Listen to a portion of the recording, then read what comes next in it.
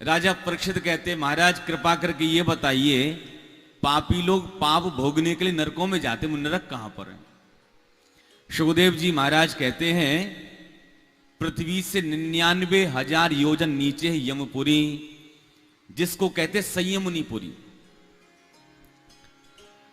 28 महानरक हैं और छोटे मोटे तो सैकड़ों हैं। 28 महानरक कौन कौन से हैं?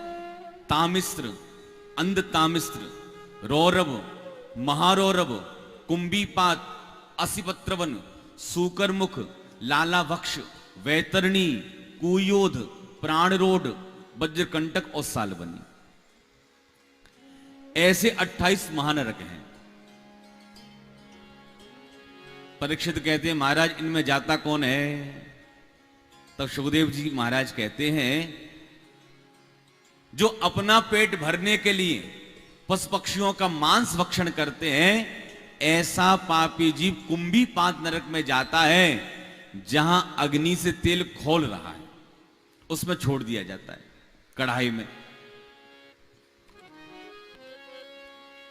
घर आए मेहमानों को कौन रोटी बनाकर खिलाए? ऐसा पापी जीव वज्र नरक में जाता है, जहां गीध उसकी आंखें नोच नोच कर खाते।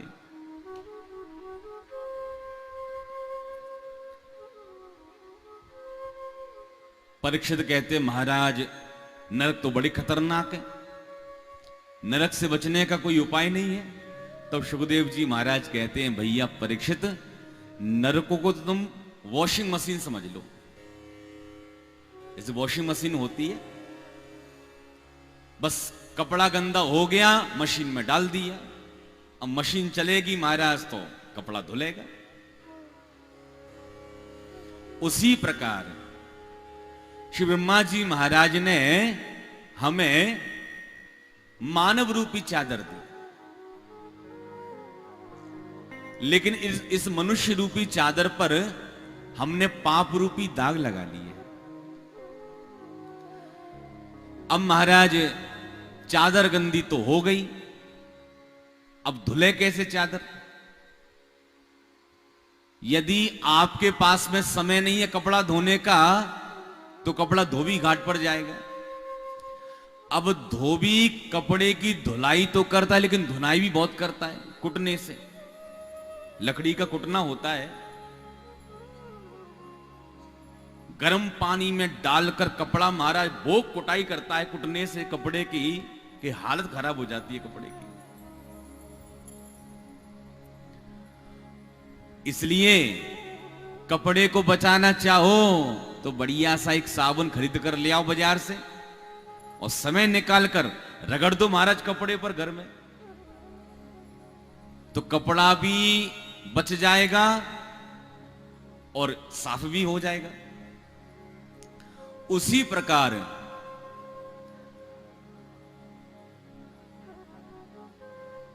ब्रह्मा जी महाराज ने जो चादर दी है, इस पर पाप रूपी दाग लग गए हैं।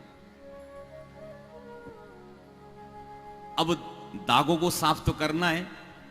सुखदेव जी महाराज कहते, परीक्षित सस्ता सा टिकाऊ साबुन बताते हैं, और ऐसा सस्ता साबुन बताते हैं कि एक बार तुमने इस मनुष्य रूपी चादर पर उस साबुन को रगड़ दिया तो बड़े से बड़े दाग ढूंढते ही रह जाओगे।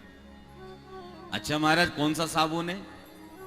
तब 6वें स्कंद के पहले अध्याय में नाम की महिमा का निरूपण करते हैं। सुखदेव जी कहते हैं, केचित के मलया भक्त्या वासुदेव परायणा अगम धुनवंती काष्णेन निहार मिब भास्कर।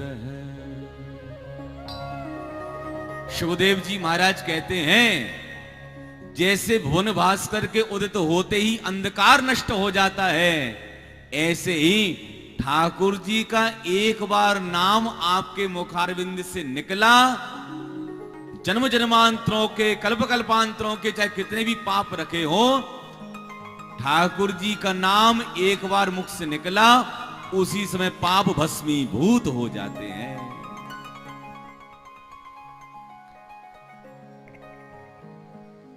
किसी ने कहा महाराज हम तो ठाकुर जी का रोज नाम ले रहे हैं, हमारे पाप तो कट ही नहीं रहे। प्रेम से बोलिए राधे राधे। अब आपका मन नहीं था, हमने बुलवा ही लिया। तो हम तो कथा में रोज राधे राधे राधे राधे ठाकुर जी का नाम ले रहे हैं, फिर हमारे पाप क्यों नहीं कट रहे? देखो भाई, ठाकुर जी का नाम लेते ही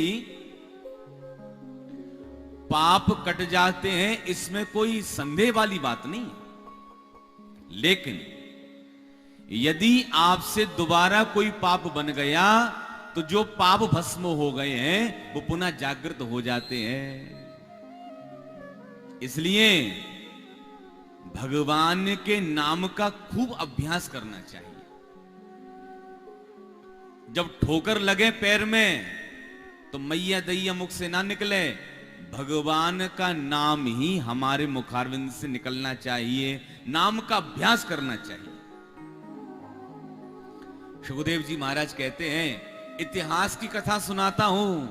कानिक बुझे दुजह कश्चित दासी पति रजा मिल, नामना नष्ट सदाचारो दास्या संसर्ग दूषिता।